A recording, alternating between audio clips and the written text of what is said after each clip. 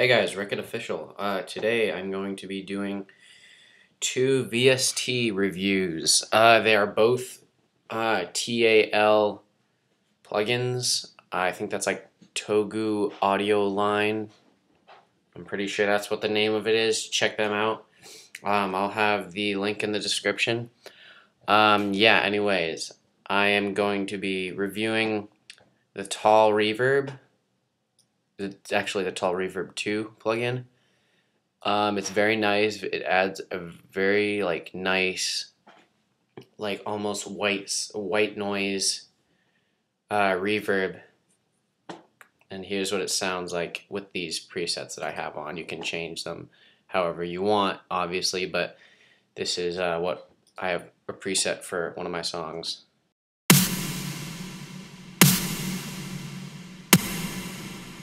So you see how it adds like a really nice tail on my snare. Okay, so actually I'll do this first. As you can see, it gives you high hertz and volume metering. Same with mid, same with low. It gives you room size. Now, room size is it's a lot like dry wet, but it's like how big the reverb is and how long the tail is.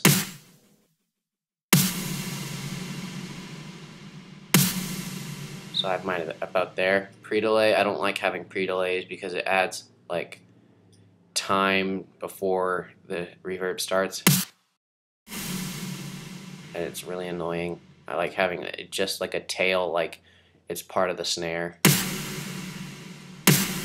I'll add like a little bit maybe, but generally I don't really use pre-delay.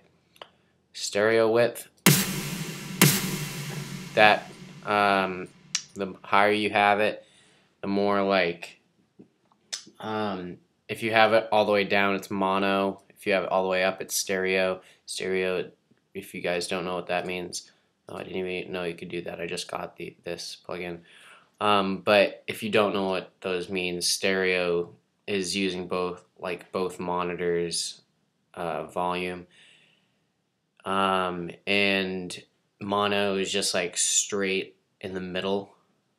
So you're kind of like taking advantage of both aspects if you have it like between 50 and 75.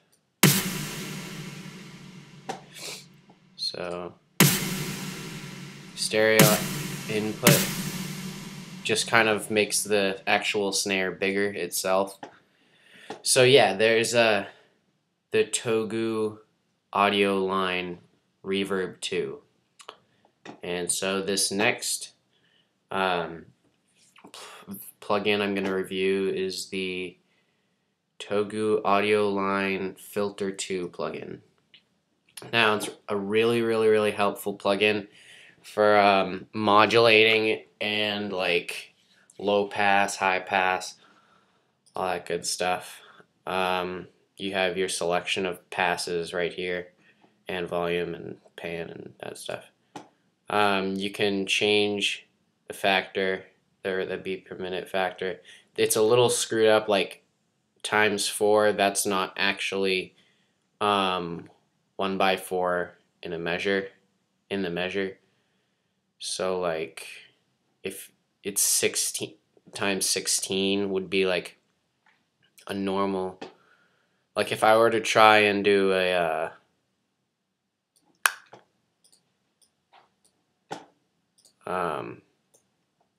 oops.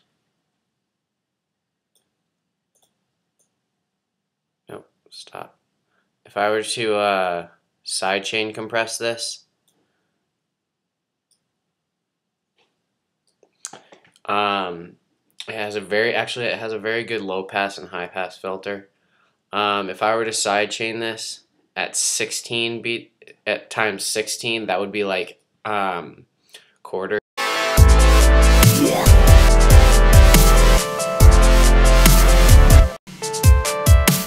Mind you, this is at 140, so if it sounds weird to you guys, it's at 140 and it's doing a quarter note side chain. So it's actually, yeah, it's a very good side chain. It's a little different than LFO Tool in the fact that where it really doesn't have popping when you're doing it. Like, so yeah, high pass.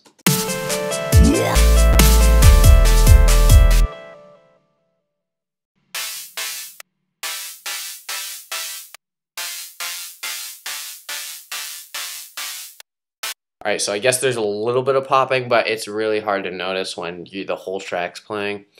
But just keep that in mind. That's just the high pass, I guess, because I haven't used the high pass yet. That was my first time using the high pass. Anyway, input this changes your volume a lot, both in both plugins. Your input and output changes your volume a lot, and you could very easily, if you change your input, you could very easily start clipping. So just keep that in mind. And so yeah, that concludes this VST review. Like, subscribe, give me some feedback, listen to some of my songs. Yeah.